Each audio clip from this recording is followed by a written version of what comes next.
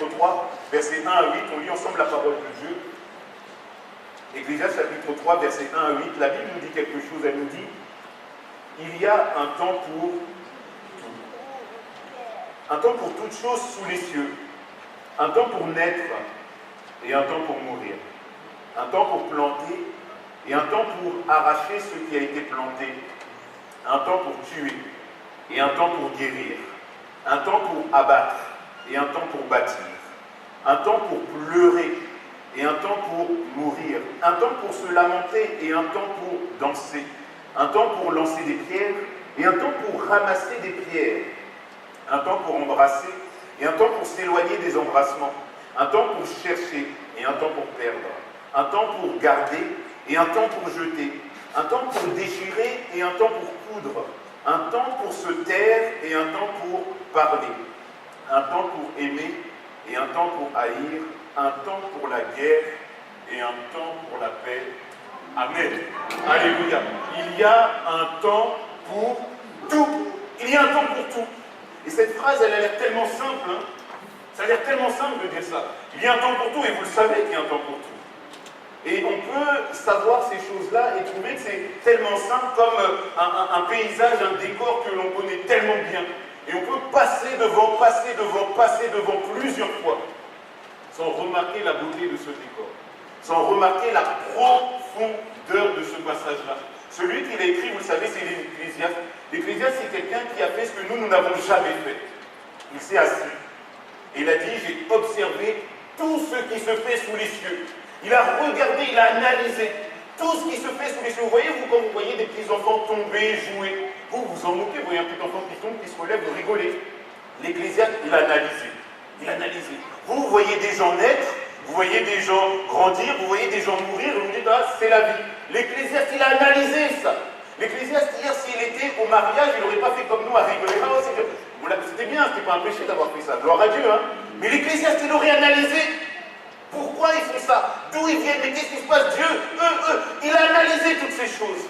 Et l'Ecclésiaste, il dit très tôt dans le livre qu'il a écrit, il y a un temps pour tout. Il y a un temps pour tout. Et cette phrase, elle est très profonde.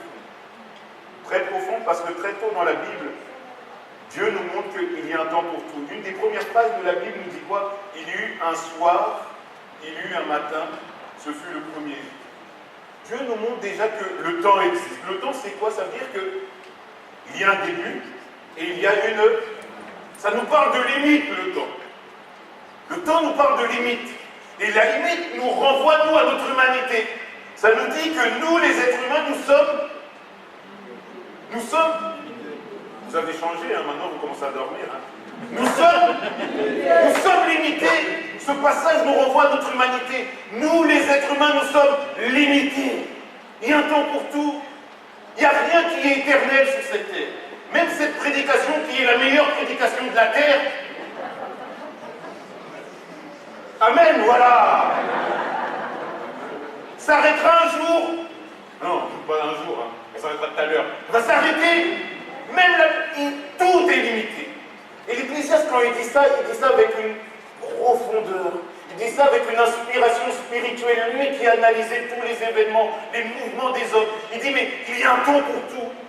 Il y a un temps pour tout. L'être humain est limité. L'être humain est limité. L'être humain est limité. Vous savez pourquoi l'être humain est limité? Parce qu'un de nos ancêtres, Adam, dans le jardin, alors qu'il avait le choix entre plusieurs arbres, mais deux en particulier, il avait le choix entre l'arbre de la vie et l'arbre de la connaissance du bien et du mal. Il a choisi l'arbre de la connaissance du bien et du mal, qui a limité son temps.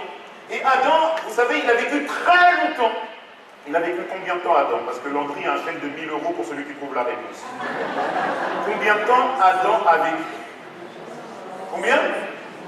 Dites des chiffres.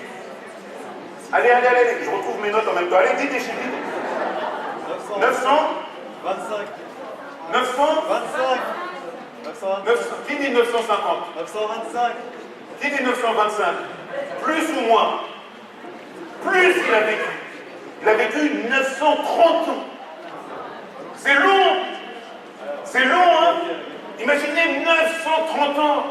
Là, on est en l'an 2018. Il y a 900 ans, on était en 1100. Imaginez, Adam était déjà né, il a traversé le Moyen-Âge, il a traversé les rois de la France, il a traversé les périodes des Lumières, et il a vécu. Mais un jour, la conséquence de son péché l'a rattrapé. Le verset finit en disant, et il mourut. Et il mourut. Et j'aimerais parler à quelqu'un aujourd'hui, et ça c'est juste une parenthèse, parce que le Saint-Esprit me conduit comme ça. Peut-être que tu n'as pas tout de suite aujourd'hui la conséquence foudroyante de ton péché. Et tu penses que dans le ciel, il y a un Dieu qui n'a pas vu. Il y a un Dieu qui a oublié. Et tu te dis, ah mais j'avais peur, je croyais que Dieu m'aurait puni. Et ça fait une semaine, un mois. Et tu continues à te vautrer dans ce péché tranquillement. Et tu te dis, mais ça dure, ça dure. Le verset finit en disant, tous les jours qu'Adam vécut furent de 930 ans, c'est long. Puis il mourut. La conséquence du péché, c'est la mort. Et même si ça peut durer longtemps, la jouissance du péché, un jour ou l'autre, l'Ecclésiaste, avec ses paroles, nous reviennent. Il y a un temps pour... Ça nous parle des limites des hommes. Et si notre ancêtre Adam nous a amenés dans cette limite terrible, parce que ça nous rappelle qu'un jour ou l'autre, chacun d'entre nous, nous allons mourir. Chacun d'entre nous, nous allons mourir. Ah oui, c'est vrai, hier on était dans un mariage et je parle de choses pas très joyeuses. Mais j'ai prié le Seigneur, j'avais deux pensées. J'en avais une qui était plutôt joyeuse et j'avais celle-ci. Et j'ai dit au Seigneur, laquelle tu veux que j'apporte? Et Dieu m'a frappé jusqu'à ce matin. Tu dis ça, tu dis ça, tu dis ça. Alors je vais dire ça, d'accord hein? Il y a un temps pour tout, nous rappelle que notre temps à nous sur cette terre est limité. Et c'est Adam qui nous a rentrés dans cette limite. Et moi je bénis le Seigneur parce qu'il y a eu le premier Adam, mais il y a le deuxième Adam, alléluia. Celui qui est venu nous ramener, pas en dehors de ces limites-là, mais il est venu nous amener dans la présence de quelqu'un qui est hors limite, c'est Dieu, alléluia. Il est venu nous présenter le Père qui lui n'est pas limité dans le temps, le Père qui est éternel. Alléluia, vous savez ce que ça veut dire éternel? Vous qui êtes français, vous savez ce que ça veut dire? En dehors. C'est la révélation qu'il avait fait à Moïse et on n'a pas su comment traduire le nom que Dieu a donné à Moïse. Je suis celui qui suis, j'ai été celui qui sera. On n'a pas su et inspiré par l'esprit, les traducteurs francophones ont dit il s'appellera éternel. Et Jésus est venu nous présenter le Père qui est éternel. Alléluia. Adam nous a rentré dans cette limite. On va mourir. Jésus nous a rapporté la vie éternelle. Alléluia. Jésus est venu dire qu'il y a un problème dans votre vie. Et moi, j'ai la solution. Alléluia. Il y a une limite, il y a une faiblesse, il y a quelque chose. Et moi, je te présente celui qui peut répondre à ta faiblesse, régler ton problème. C'est Dieu Tout-Puissant. Amen. Alléluia. Il y a un temps pour... Il y a un temps pour... Et le verset continue en disant, un temps pour toute chose sous les cieux. Ça nous parle que c'est vraiment lié à nous les êtres humains. Et je ne sais pas dans quel temps vous êtes, dans quelle période de votre vie vous êtes, mais j'aimerais ce matin, avec peut-être des paroles qui vont être dures et peut-être que des paroles que vous n'avez pas l'habitude d'entendre, non pas que votre pasteur ne vous prêche pas la vérité, mais peut-être à apprendre d'une manière un peu différente la compréhension de tout le texte, vous amener à réaliser que dans les temps difficiles, il faut compter sur le Père éternel. Alléluia. Il faut compter sur le Père éternel. Parce qu'il y a des temps, il y a des limites, il y a des faiblesses, il y a des choses qui sont là, il y a une menace. Un jour ou l'autre, il y a le plus près de la mort qui est là. Et dans les temps difficiles, les temps de deuil, les temps de pleurs, les temps de maladie, je veux compter sur le Père qui est au-delà du temps. Alléluia. Amen. Déjà, pourquoi? Pourquoi compter sur le Père éternel? Premièrement, parce qu'il peut changer les temps difficiles. Amen. Alléluia. Daniel chapitre 2, verset 20 à 22 nous dit quoi? Daniel prit la parole et dit, béni soit le nom de Dieu, d'éternité en éternité. À lui appartiennent la sagesse et la force. C'est lui qui change les temps et les circonstances, qui renverse et qui établit les rois, qui donne la sagesse aux sages et la science à ceux qui ont de l'intelligence. Il révèle ce qui est profond et caché. Il connaît ce qui est dans les ténèbres et la lumière demeure avec lui. Amen. Alléluia. La Bible nous dit quoi? Que Dieu change les temps et les circonstances. Ça veut dire que moi je suis dans un moment difficile. Moi je suis dans un moment compliqué Au lieu de m'arrêter à ce temps-là qui est la limite des êtres humains, il faut que je tourne mon regard vers Dieu qui lui est en dehors du temps. Et lui seul peut changer cette circonstance. Alléluia. Et moi je me suis posé la question, je me suis dit, mais est-ce que Dieu change les circonstances dans le sens où je suis malade, Dieu me guérit systématiquement? C'est ça que je vous pose la question. Est-ce que tous les malades sont guéris systématiquement? Est-ce que vous n'avez pas ici dans l'église enterré des gens qui étaient malades? Et pourtant vous avez prié, pourtant vous avez pleuré, vous êtes mis à genoux, vous avez sué là ici dans vos pantalons, vous avez déchiré, vous avez prié, vous avez pleuré, vous avez fait tout. Mais ils sont morts. Oui ou non? Vous êtes comme à l'église de Rezé. Il y avait un homme qui avait la maladie de Charcot. Et cet homme, cette maladie était terrible. Parce qu'on garde notre capacité à réfléchir, mais notre corps devient paralysé. Et cette personne est revenue à l'église après 12 ans d'errance. Et elle est venue à l'église et elle m'a dit, je veux me faire baptiser. On l'a accompagnée, cette personne a été baptisée. Et cette personne était convaincue qu'elle allait guérir. Elle a dit, je veux être baptisée pendant que ma langue parle encore un peu pour pouvoir répondre Amen aux questions que vous allez me poser. Et au moment de son baptême, il était déjà très maigre et on devait le porter, on l'a mis dans l'eau et on lui a posé des questions et il a fait Amen. Et il a répondu, il était content. Et ensuite, il allait dans les soins palliatifs et on a prié pour lui. On a engagé l'église dans des jeûnes. On a engagé l'église dans des jeûnes, dans des prières. J'ai demandé, j'ai sondé les Écritures. J'ai dit, mais est-ce qu'il y a la présence d'un péché dans l'église? Et là, on a commencé à vraiment combattre le péché. Nos cœurs sont revenus à Dieu dans l'église. Alléluia. Nos cœurs sont revenus à Dieu dans l'église. On s'est tourné vers le Seigneur, mais je voyais des gens, et je ne sais pas pourquoi, mais en 2 ans, on a marié 7 personnes. Des gens qui vivaient dans le concubinage. Et qui ont senti qu'il faut que la sainteté de Dieu envahisse leur vie. Ils ne l'ont pas fait pour que le frère soit guéri, mais parce qu'ils ressentaient le besoin de ressembler à Dieu et la condition misérable de vivre dans le péché. Et le cœur de l'église s'est tourné et on a crié. Et moi j'étais encouragé, je me disais, mais Seigneur, tu vas faire quelque chose.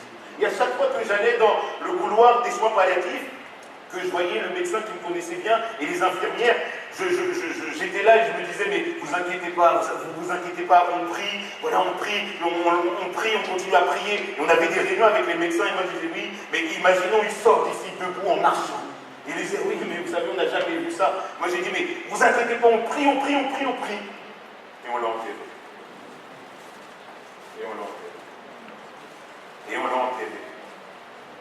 Et je me suis dit, mais Seigneur, est-ce que pour cette personne-là, tu n'as pas pu changer les temps? Est-ce que le changement de temps, lorsqu'on est malade, c'est simplement la guérison? Et s'il n'y a pas de guérison, ça veut dire que Dieu a été impuissant. Et je me suis dit, mais est-ce que quand on dit Dieu change les temps et les circonstances, il faut que je détourne mon regard de ce qui est visible, de ce qui est matériel, en me disant, mais peut-être qu'il y a une raison aussi. Je ne dis pas que Dieu ne guérit pas, Dieu guérit.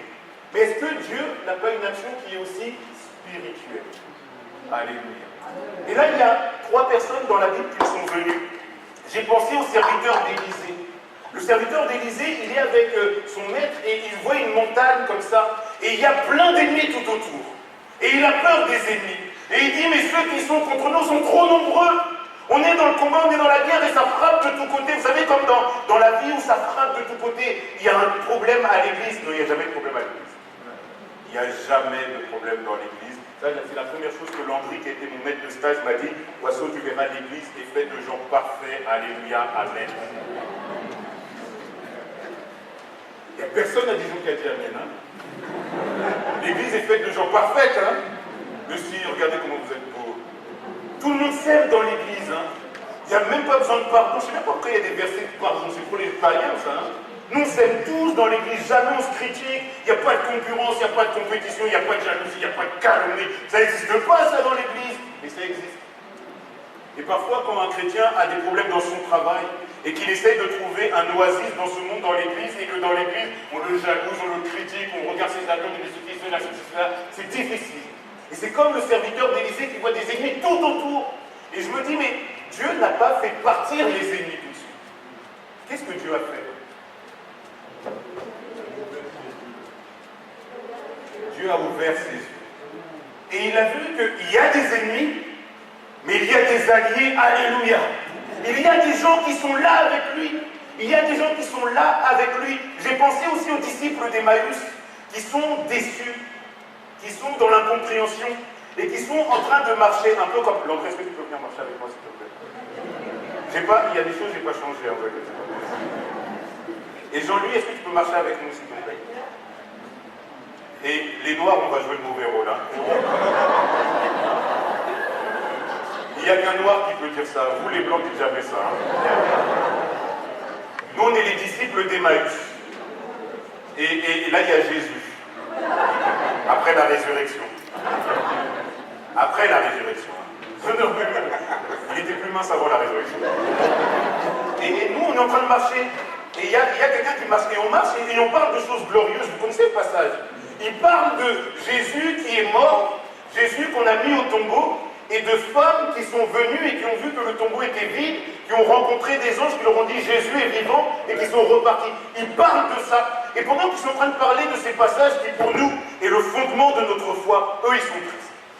Ils sont en train de parler. Et il y a quelqu'un qui marche avec eux. Ils sont là, mais t'as vu Jésus? Ouais, il nous avait dit ça, mais ces femmes, qu'est-ce qu'elles nous ont dit? Et ils sont tristes. Et il y a quelqu'un qui est là avec eux. Et ils sont tristes, ils sont en train de marcher, mais t'as vu, là, Jésus, mais il aurait pu ressusciter. Et là, une personne va apparaître à côté d'eux. Va dire quoi? De quoi vous entreteniez-vous? En chemin pour être aussi triste. Et là, ils vont lui dire, mais toi, t'es vraiment trop bête, toi. Je me permets d'y aller un petit peu, hein, j'aime beaucoup aujourd'hui. Mais toi, t'as vécu où, toi, pendant tout ce temps-là? Tu sais pas ce qui s'est passé à Jérusalem? Il y avait un grand homme qui s'appelait Jésus, il a fait des miracles, c'était terrible! Un grand prophète, il a fait beaucoup de choses, mais il est mort là!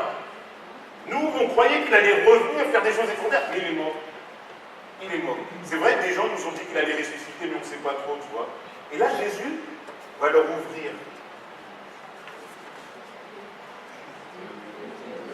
sur les Écritures. Ils vont rester toujours sur le chemin d'Emmaüs. Ils vont toujours rester avec exactement les mêmes données qu'ils ont depuis le début du chemin. Mais Jésus va leur ouvrir les yeux sur les Écritures. Il va leur révéler la plus belle étude biblique. Il va aller de la Genèse jusqu'au livre, le dernier livre des prophètes, et il va expliquer où il est présent dans la Bible. C'est extraordinaire. Et là, ils ne vont pas se rendre compte de l'effet que ça fait. Ils vont vivre, ils vont dire, waouh, c'est extraordinaire. Et quand Jésus va disparaître, ils vont dire, mais notre cœur, waouh, c'était extraordinaire quand il nous parlait, c'était merveilleux. Et moi, je me suis dit, mais Seigneur, comme aux disciples de Géasi, de Élisée, tu as changé les temps en faisant quoi? En ouvrant les yeux. Et en faisant réaliser que tu étais là. Et la troisième personne, merci mes frères, c'est Job. Job, vous connaissez tous sa vie à Job. Job, il passe par le deuil. C'est terrible ce que Job a vécu. C'est terrible. Il a enterré ses enfants. Quelqu'un m'a dit un jour, un parent n'aurait jamais enterré son enfant. C'est terrible. Il a enterré ses enfants. Il a enterré ses enfants après avoir tout perdu. Après avoir perdu beaucoup de choses, il a dû enterrer ses enfants et ensuite il a perdu la santé. Et Job est passé par une épreuve terrible. Et aujourd'hui, j'aimerais parler à des gens qui sont dans le deuil. Et alors que Job est dans le deuil, il y a ces versets qui sont incroyables des Écritures qui nous disent quoi? Dieu répondit à Job du milieu de la tempête. Dieu n'a pas ressuscité les enfants de Job. Dieu n'a pas guéri Job tout de suite. Mais Dieu a répondu à Job du milieu de la tempête. Dieu a répondu à Job du milieu de la tempête. Du milieu de la tempête. Et je me suis dit, Seigneur, est-ce que changer les temps et les circonstances, au-delà de me guérir, au-delà de faire quelque chose d'extraordinaire, c'est pas juste me révéler que tu es là avec moi dans l'épreuve. Alléluia. Amen. Et parfois je me pose des questions, mais pourquoi ceci? Pourquoi cela? Mais Seigneur, mais comment? Mais là, et non, on cherche toujours les raisons, mais Seigneur, pourquoi?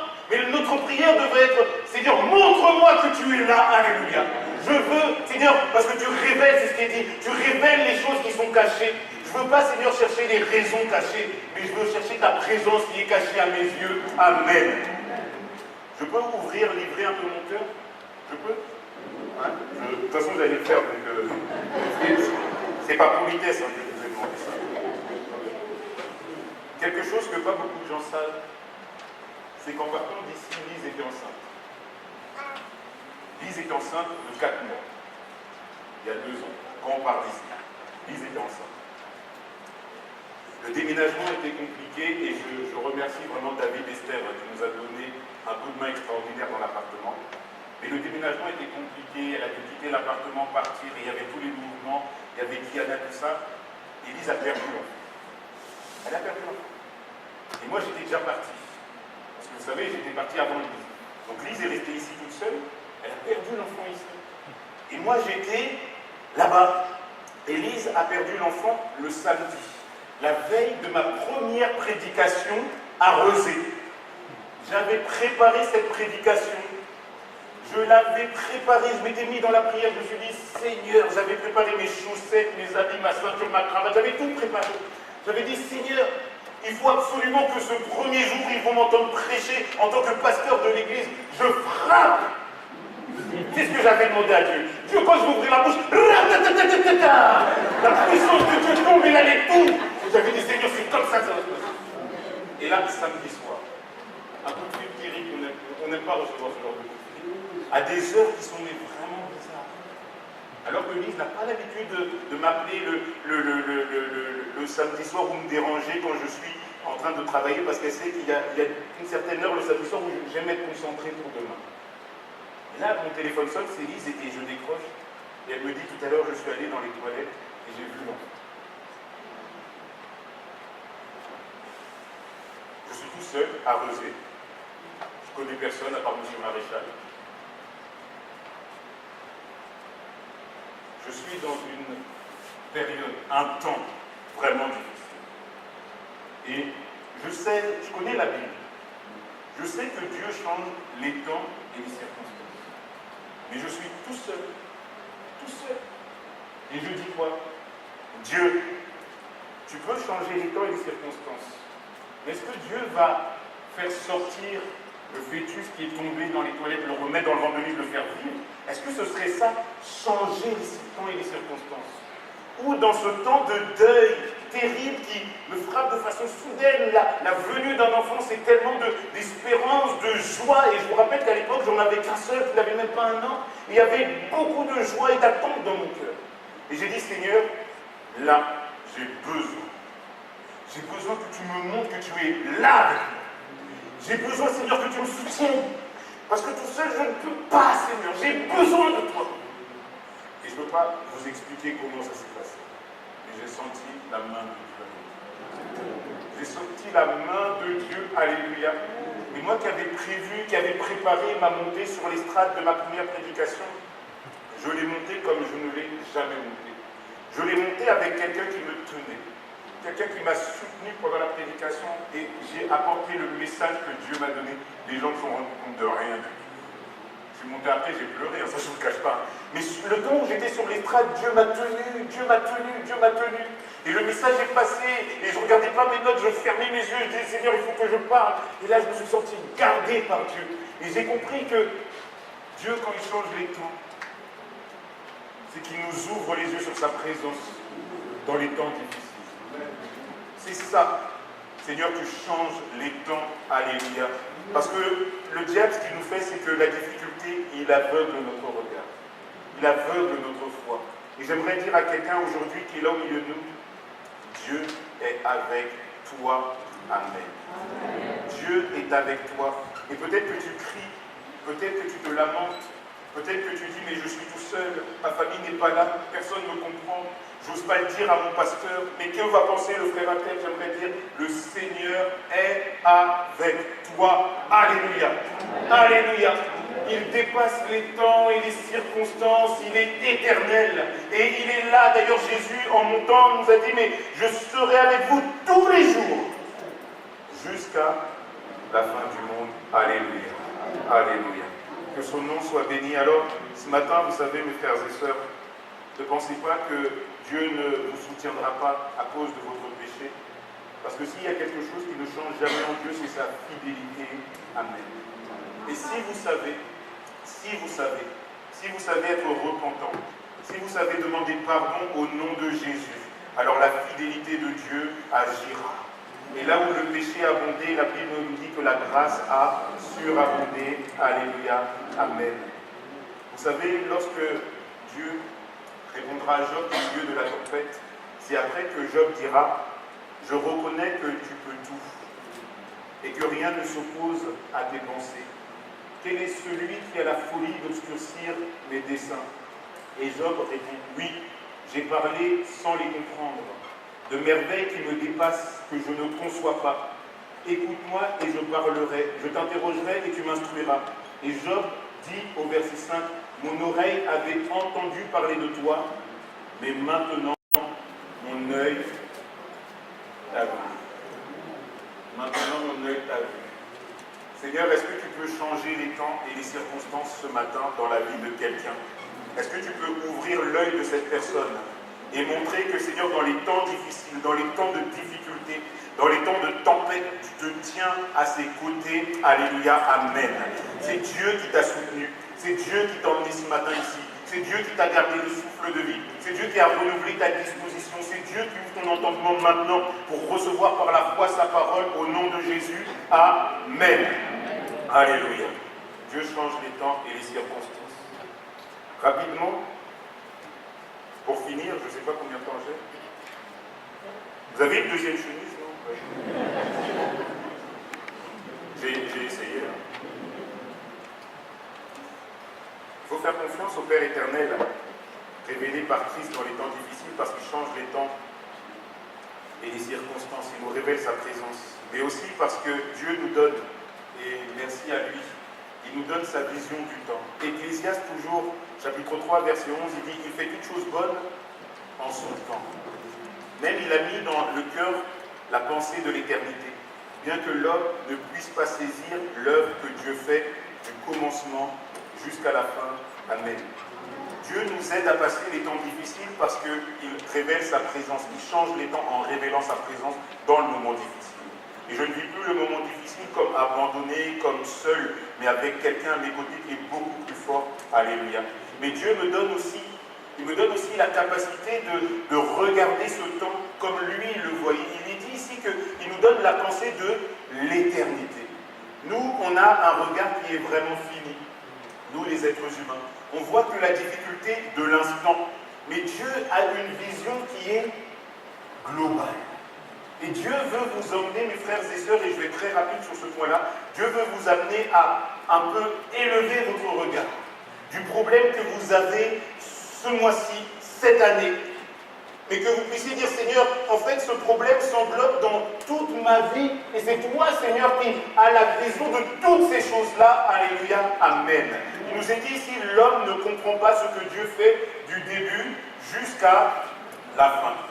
Moi, je ne comprends pas, vous savez, la première fois que quand j'ai voulu m'engager à l'armée, après avoir passé les tests, et je les avais bien passés, et pour ceux qui connaissent, j'étais classé E1, ça veut dire que j'étais prioritaire dans les régiments, et c'est moi qui pouvais choisir le régiment. Et lorsqu'on m'a proposé une liste de régiments, même moi je ne comprenais pas pourquoi je refusais. Je refusais, mais je ne savais pas pourquoi. Bon. Et le jour où je dois aller maintenant dans ma garnison d'affectation, ma mère me dit, Oiseau, je vais sortir du travail, il faut absolument qu'on se croise dans un café. Moi je dis, mais maman, qu'est-ce qu'elle me raconte? Maman, elle ne connaît rien du tout. Moi j'avais un peu de drogue sur moi. Et je devais en ramener à un garçon avec qui on avait passé les sélections, et qui lui allait prendre le train pour aller quelque part. Et je dis à ma mère, maman, je vais peut-être arriver en retard, ou peut-être pas venir, maman, mais laisse tomber. Et je vais faire ce que j'avais à faire avec la drogue. Et après, comme c'est ma maman quand même, elle m'a porté 9 mois, je me dis, bon, bah, je vais quand même aller, elle veut me donner un café, je vais y aller. J'y vais, et maman prie, dans un café parisien devant du monde. Mais maman, qu'est-ce que tu fais? Oui, Seigneur. Oui, et ma mère, elle s'en moque, hein. Elle enlève ses chaussures, elle se met pieds nus, et elle se met à prier. Non, mais elle se met à l'aise, et elle se met à prier. Oui, Seigneur, je veux que là où Oiseau va, tu mettes un chrétien qu'il a déjà rencontré. Je dis, mais c'est quoi cette prière? Il faut faire vraiment attention aux prières des mamans. Parce qu'à la gare de Arles, il y avait une autre maman qui faisait la prière pour son fils. Christophe vient de se convertir depuis pas longtemps. mais à l'endroit où il va, un chrétien qu'il a déjà rencontré. Alléluia. Amen. Et on s'est rencontrés là-bas. Amen. Alléluia. Et on s'est rencontrés là-bas. Et pourquoi je vous dis ça? Parce que nous, on a une vision qui est trop limitée de l'instant. Moi, je m'arrêtais à ce rendez-vous avec ma mère. Dieu, lui, voyait plus que ce rendez-vous avec ma mère. Dieu voyait la prédication d'aujourd'hui. Dieu, il voyait ce qui se passait à Arles. Dieu, il voyait ce qui allait se passer à Versailles où je livrais la drogue. Dieu allait voir ce qui va se passer dans 10 ans. Dieu allait voir ce que vous allez faire de la parole et du témoignage que je viens de vous donner. Dieu voyait toutes ces choses-là. Et moi, je voyais le rendez-vous qui me saoule avec maman à la gare de Lyon. Et nous, on a un regard qui est limité. Et dans ce passage, on nous dit quoi? Dieu nous donne la pensée de l'éternité. Il nous donne à avoir une vision qui est globale. Seigneur, je ne veux pas me plaindre de l'instant présent. Oh, je souffre, j'ai pas mangé, j'ai pas ceci, j'ai pas cela. Et une vision qui est... Parce que mon témoignage ne finit pas là tout à l'heure avec l'enfant qui est perdu. J'en ai pas voulu à Dieu. Mais après cette phase-là, quand Lise est arrivée, on a cherché à comprendre. On a dit, mais Seigneur, pourquoi tu nous as pris un enfant? Pourquoi? Parce que on n'a pas de péché caché, on essaie de marcher dans le... Et il y a quand même des promesses qui font... Et je dis, mais pourquoi Seigneur? Il dit, mais c'est vraiment quelque chose de difficile qu'on a traversé. Et je fais 3 visites. Je fais 3 visites d'installation à l'église de Rezé. La première visite que je fais, un jeune couple est là et nous dit, oui, voilà, on revient un peu dans la maison du Seigneur après une phase de restauration. Ma femme avait un enfant de 9 mois. Et il est mort dans son temps. Je fais une deuxième visite et c'est une femme qui dit oui, j'avais un enfant et c'est vrai que je l'avais conçu dans le péché et il est mort à 6 mois. Et elle me dit, quand un enfant meurt dans le ventre à 6 mois, à partir de 6 mois, on doit faire l'état civil. Et elle a dit, j'ai toujours aujourd'hui le souvenir de ce corps à qui j'ai dû donner un nom et qui n'allait jamais vivre. Je fais une troisième visite encore. Encore une jeune femme qui, après 9 mois de grossesse, a perdu son enfant. Et là, je me suis rappelé de l'événement que j'ai traversé. Et j'ai dit, Seigneur, si j'ai pu, dans ces moments-là, apporter une parole de consolation pour ces femmes qui avaient vécu un drame dans leur vie. C'est parce que moi-même, j'étais passé par un drame. Je ne dis pas que Dieu veut nous faire connaître la douleur pour qu'on puisse comprendre la douleur des autres, mais la Bible dit que Dieu veut nous faire passer par la consolation pour qu'on puisse consoler d'autres personnes. J'aurais pu consoler ces dames, leur apporter des paroles, parce que je connais la Bible, je connais des choses, je leur ai donné des versets qui pourraient les encourager. Mais là, il n'y avait pas tant de technique, vous savez, il n'y avait pas tant comment dire ça, de conscience professionnelle. Il y avait le cœur d'un jeune père qui avait aussi perdu un enfant et qui avait été restauré par Dieu. Et là, avec les versets, il y avait l'expérience de la consolation, l'expérience de la restauration qui a parlé. Alléluia, amen. On a une vision limitée. On a une vision limitée. Oh, mais Seigneur, pourquoi on passe par cette difficulté maintenant? Mais qu'est-ce qui se passe? Oh là là, mais ceci, mais cela, mais ceci, mais cela. Ouvre les yeux. Peut-être que ta difficulté s'inscrit dans un plan et sûrement beaucoup plus grand. Amen. Amen. Je vais me taire. Et il y a plein de choses que j'avais encore à dire, mais je commence vraiment à avoir chaud. Alors, je vais conclure juste par ce texte-là, et est-ce qu'on peut le prendre ensemble? Je ne sais pas si je vais le commenter, mais peut-être pas. C'est un texte de 11 versets. 11 versets dans 1 Pierre, chapitre 1er, versets 10 à 21. Je pense que l'essentiel a déjà été dit. Dans les temps difficiles, il faut que l'on puisse faire confiance à notre Père qui est éternel. Parce qu'il change les temps et les circonstances, c'est-à-dire que pas juste apporter la solution précise, humaine, charnelle à mon problème, mais ouvrir mes yeux spirituels sur sa présence et son soutien dans la douleur. Aussi, Dieu m'aide dans les temps difficiles, ce Père éternel révélé par Jésus m'aide dans les temps difficiles parce qu'il m'aide à voir mon problème inscrit dans un plan qui sert pour sa gloire. Amen. Et je finis, je conclus par ce passage, 1 Pierre, chapitre 1er, versets 10 à 21. Les prophètes qui ont prophétisé, touchant la grâce qui vous était réservée, ont fait de ce salut l'objet de leur recherche et de leur investigation. voulant sonder l'époque, le temps, et les circonstances marquées par l'Esprit de Christ qui était en eux, et qui attestaient d'avance les souffrances de Christ et la gloire dont elles seraient suivies. Il leur fut révélé que ce n'était pas pour eux-mêmes, mais pour vous, qu'ils étaient dispensateurs de ces choses et que vous ont annoncé maintenant ceux qui vous ont prêché l'Évangile par le Saint-Esprit envoyé du ciel et dans lesquels les anges désirent plonger leur regard. C'est pourquoi, saignez les reins de votre entendement, soyez sobres et ayez une entière espérance dans la grâce qui vous sera apportée lorsque Jésus-Christ apparaîtra. Comme des enfants obéissants, ne vous conformez pas aux convoitises que vous aviez autrefois quand vous étiez dans l'ignorance, mais puisque celui qui vous appelait est saint, vous aussi soyez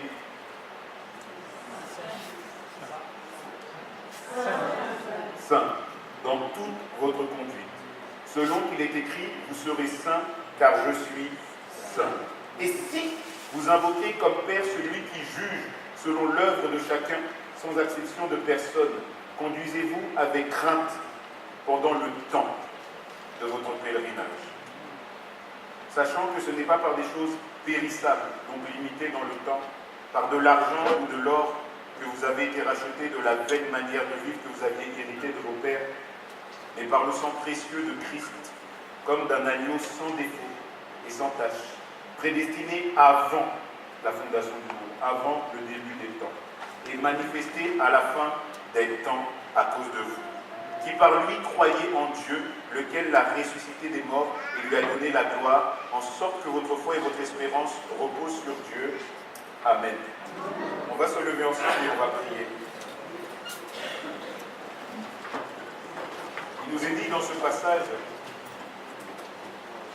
rapidement, là on est dans, et quand Pierre écrit ça, on est dans de la théologie à puissance 15 000. Là on est vraiment dans ce qui se fait de plus glorieux en matière d'étude. Mais rapidement, ce que Pierre nous dit, c'est quoi? Il nous dit que des gens avaient reçu de Dieu certaines réalités spirituelles. Et ces réalités spirituelles étaient tellement belles que déjà les anges de Dieu veulent savoir. Mais Dieu n'a pas dit aux anges. Dieu a dit à ces personnes qui avaient reçu de Dieu, ces prophètes, Dieu leur a dit, mais c'est même pas pour vous que je vous révèle ces choses. C'est pour des gens qui vont arriver. Et Pierre nous dit, puisqu'on sait tout ça, puisqu'on a reçu ces choses-là, ce qu'on doit faire, c'est pendant le temps qui nous est donné ici.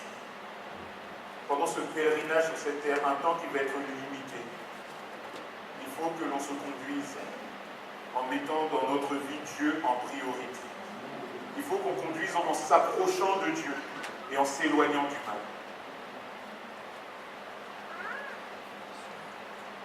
La Bible nous dit, enseigne-nous à compter nos jours. C'est un psaume de Moïse, homme de Dieu. Et j'aimerais qu'on puisse prier ensemble, parce que nous avons un temps qui est limité sur cette terre. Et dans ce temps limité, nous allons passer par des temps limités de douleur, des temps limités de maladie, des temps limités de deuil, des temps limités de combat. Mais parfois ces temps qui sont limités, et nous le savons qu'ils sont limités, ils ne sont pas éternels, ces temps détruisent notre foi. Et nous poussent parfois à commettre des choses qui ne glorifient pas le Seigneur.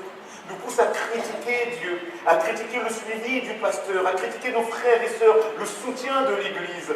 Nous poussent parfois à chercher des méthodes, des solutions qui sont parallèles, qui sont contraires à la volonté de Dieu. Et j'aimerais vraiment que l'on puisse prier en disant, Seigneur, tu m'as donné un temps limité de pèlerinage sur cette terre. Mais parce qu'avant la fondation des temps, tu avais déjà apporté la solution éternelle, alléluia, à mes problèmes. Ce n'est pas l'or et l'argent, mais c'est le sang précieux de Jésus. C'était avant le début des temps. Alors peu importe le temps que je vis, Seigneur, ta solution dépasse le temps, elle est éternelle, alléluia. C'est Jésus, c'est le sang de Jésus. Oh Seigneur, tu nous as sanctifiés, tu nous as séparés du mal, des ténèbres, et on va prier pour que les cœurs reviennent au Seigneur. On va prier pour que même dans les temps compliqués, on puisse voir la gloire de Dieu. En voyant sa présence qui nous soutient, les vagues qui sont là, mais le Seigneur qui nous tient la main, la tempête qui souffle, mais on ne rompt pas, alléluia.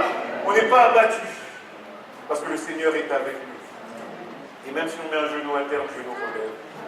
On va prier, on va dire, Seigneur, même dans les temps difficiles, même si je ne vois pas la fin de ces temps, je sais que tu avais préparé la solution depuis toujours. La solution est en Jésus, alors soutiens-moi. Apprends-moi, Seigneur, à utiliser ce temps que tu m'as donné.